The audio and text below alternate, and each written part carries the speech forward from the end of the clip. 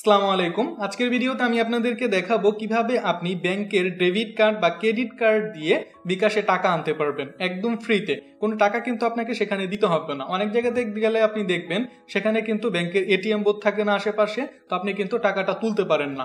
কিন্তু আপনি এই ব্যাংকের কার্ড দিয়ে আপনার বিকাশে টাকাটা এনে যে কোনো জায়গাতে কিন্তু পেমেন্ট করতে পারবেন বা উইথড্র করতে পারবেন। অনেক ক্ষেত্রে দেখা যায় আপনি অনেক দোকান বা রেস্টুরেন্টে যদি বিকাশে পেমেন্ট করেন তাহলে কিন্তু অনেকটা ডিসকাউন্ট দেয়, তার 10-15% বা আরো বেশি ডিসকাউন্ট কিন্তু সেখানে পাওয়া যায়। তো আপনি সুযোগটা কিন্তু লুফে নিতে পারেন। আপনার কিন্তু যখন আপনি ডেবিট কার্ড বা ক্রেডিট কার্ড দিয়ে টাকাটা বিকাশে আনবেন তখন 1 টাকা চার্জও কিন্তু ব্যাংকেও দিতে হবে না, বিকাশকেও কিন্তু দিতে হবে না। তো কিভাবে টাকাটা আনবেন চলুন সম্পূর্ণ প্রসেসটা ভিডিওতে দেখিয়ে দিই। আমি মোবাইল স্ক্রিনে আসার পর এবার বিকাশ অ্যাপটাকে ওপেন করে নিচ্ছি। অ্যাপ ওপেন হয়ে গেলে এখানে আমি পিন নাম্বার দিয়ে দিব। বিকাশ অ্যাপের ভিতরে চলে আসার পর এখান থেকে আপনারা অ্যাড মানি নামে একটা অপশন এখানে দেখতে পাবেন, এই অ্যাড মানি অপশনটা চুজ করে নেবেন। তারপর এখান থেকে দেখুন কার্ড টু বিকাশ নামে সেকেন্ড একটা অপশন রয়েছে, এটা চুজ করে নেবেন। তবে একটা কথা আপনাদেরকে বলে রাখি, আপনি যদি কার্ড ব্যবহার করে বিকাশের মধ্যে টাকা আনতে চান সেক্ষেত্রে কিন্তু আপনার অনলাইন ট্রানজাকশনটা অন থাকতে হবে কার্ডের। আপনি যে ব্যাংকের কার্ড ব্যবহার করছেন সেই ব্যাংকের হেল্পলাইন নাম্বারে ফোন দিলে তারা আপনাকে কিন্তু অনলাইন ট্রানজাকশনটা অন করে দিবে, জাস্ট 2 মিনিটের একটা প্রসেস। আপনি যদি আপনার ব্যাংকের হেল্পলাইন নাম্বারটা না জানেন তাহলে কমেন্ট বক্সে লিখবেন, আপনার ব্যাংকের হেল্পলাইন নাম্বারটা আমি আপনাকে বলে দিব। এবার আপনার কার্ডটা কি মাস্টার কার্ড না ভিসা কার্ড সেটা আপনার কার্ডের মধ্যেই লেখা থাকবে বড় করে। তো আমার কার্ডের মধ্যে এখানে দেখতে পাচ্ছেন এটা ভিসা কার্ড, আমি ভিসা সিলেক্ট করে নিচ্ছি।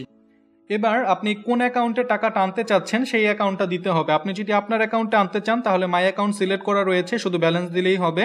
আর আপনি যদি অন্য কাউকে সেন্ড করতে চান আপনার কার্ড দিয়ে তাহলে সেক্ষেত্রে আপনি আদার অ্যাকাউন্টে ক্লিক করবেন। ক্লিক করে কিন্তু আপনি এখানে যেই বিকাশ অ্যাকাউন্টে টাকাটা পাঠাতে চাচ্ছেন সেই অ্যাকাউন্ট নাম্বারটা এখানে দিয়ে দিবেন। তো এটা কিন্তু একটা সুবিধা, আপনি চাইলে নিজের অ্যাকাউন্টও আনতে পারেন, চাইলে অন্য কেউ দিতে পারেন। তো আমি এখানে মাই অ্যাকাউন্ট সিলেক্ট করে দিলাম।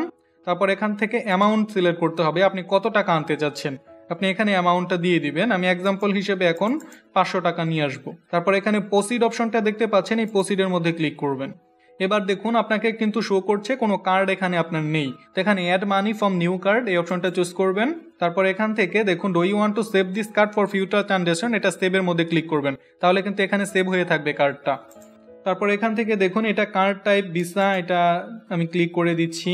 তারপর এখানে কার্ড নাম্বার সিলেক্ট করতে হবে, তো কার্ড নাম্বারটা আমি এখানে দিয়ে দিচ্ছি। আপনার স্ক্রিনে দেখুন আপনার কার্ডের মধ্যে কিন্তু এরকম একটা নাম্বার আপনি দেখতে পাবেন, তো এখানে যে নাম্বারটা থাকবে সেটা এখানে বসিয়ে দিবেন।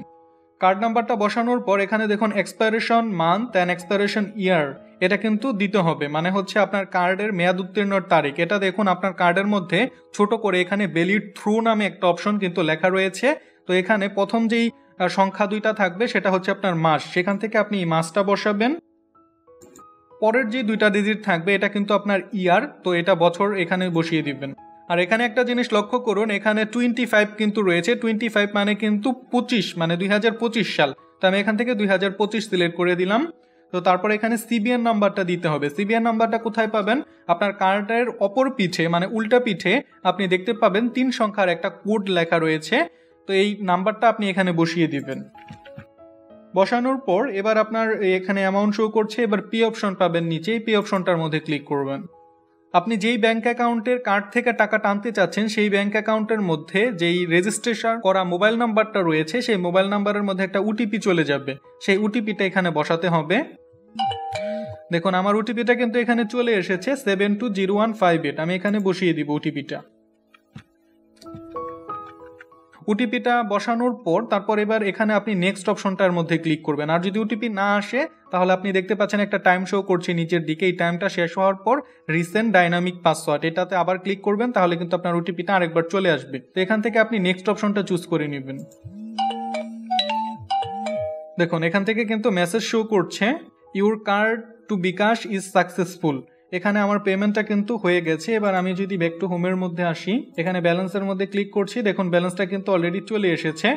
আর এখন আমি আমার মেসেজের মধ্যে থেকে দেখাই, ব্যাংকের মধ্যে থেকেও কিন্তু আমার মেসেজটা চলে এসেছে। এই যে ব্যাংকের কার্ড থেকে মেসেজটা চলে এসেছে আমার, ইউ হ্যাভ পারচেজ 500 টাকা ফ্রম বিকাশ, আর এখানে কিন্তু আমার ব্যালেন্সটা শো করছে। এভাবে কিন্তু আমার দেখুন ব্যালেন্সটা কিন্তু চলে এসেছে, 1 টাকাও কিন্তু আমার এখানে কেটে নেয়নি। এখানে নেক্সট টাইম আপনি যখন আবার টাকা আনতে যাবেন আপনার কিন্তু এই কার্ডটা বারবার অ্যাড করতে হবে না। আপনি যখন সেভের মধ্যে ক্লিক করছেন কার্ডটা কিন্তু সেভ হয়ে গেছে।